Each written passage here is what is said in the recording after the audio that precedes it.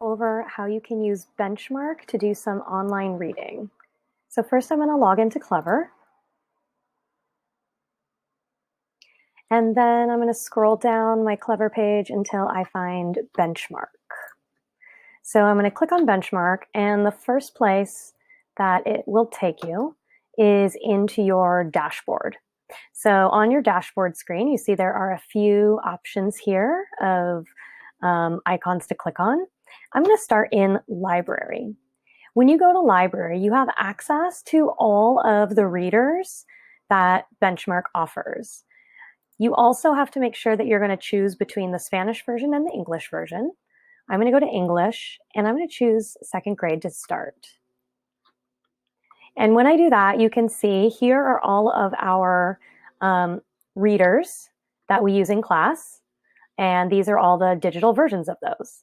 If you keep scrolling, though, you can see there are also some additional readers that you're welcome to look at if you choose to do so. Now, you do have access to all the grade levels. So if you're feeling like you actually want to read something from the first grade bundle, you can click on first grade and turn off second grade, and you can look through some of the first grade books.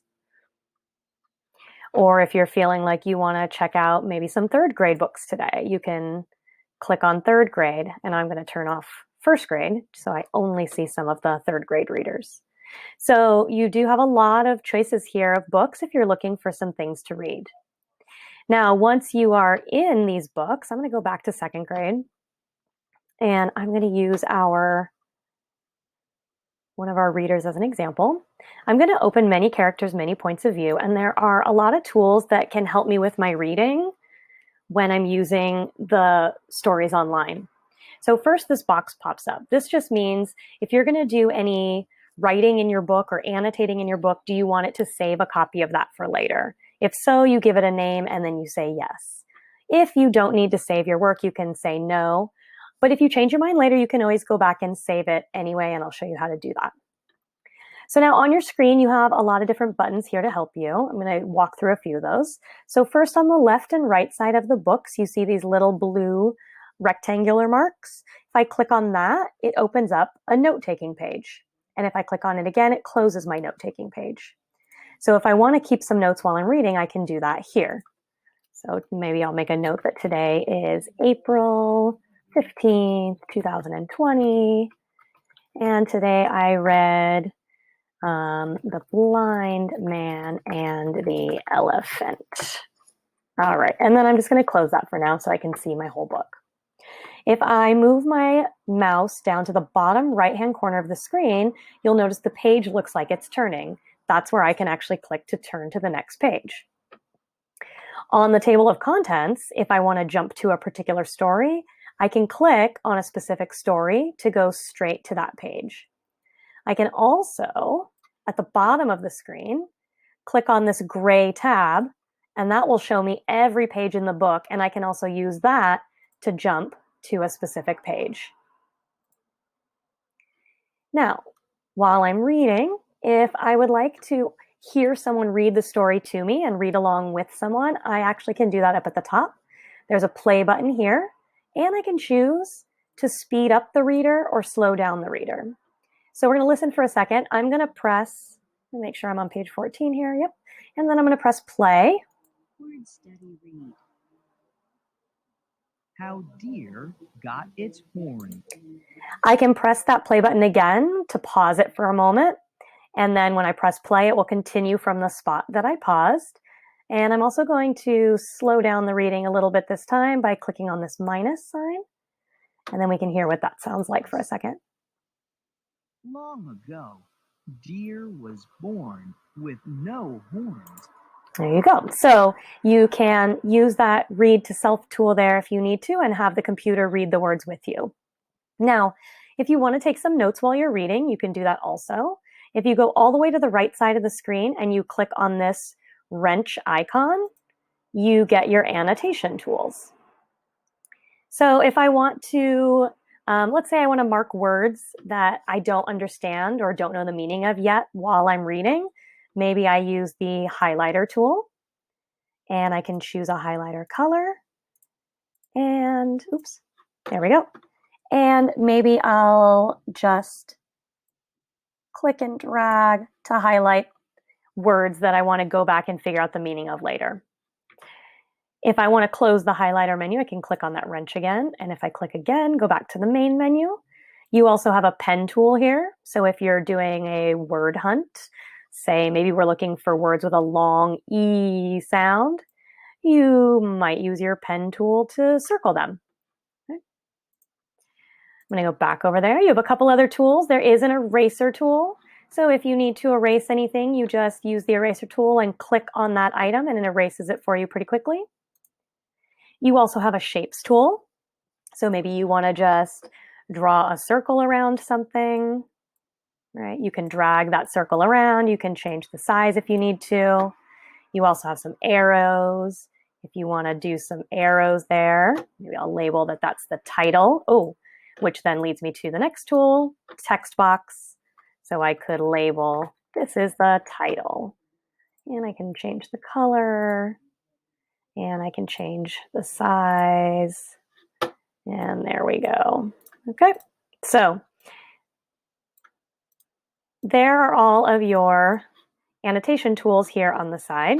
The last item you have in that menu is a note menu. This is kind of like a sticky note. So I can take that sticky note and I can drop it somewhere on my paper and I can leave a message here.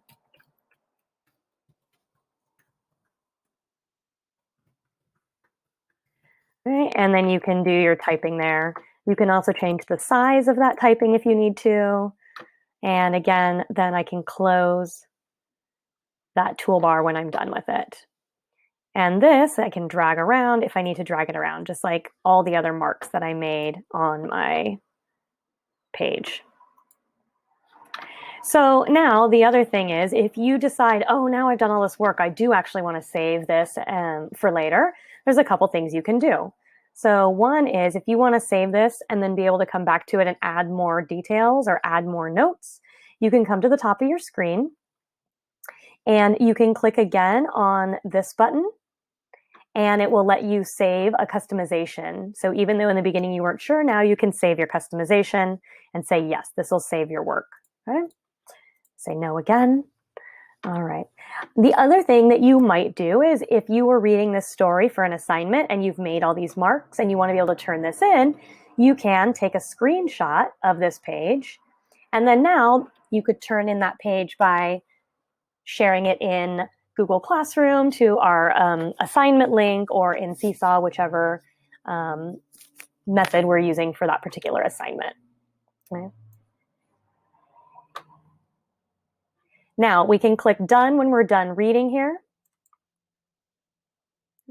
And now I'm actually going to go back to the top of the screen and I'm going to click on menu and I'm going to go to my dashboard. There are a couple other things that you can look at here. So one of those is your reading log.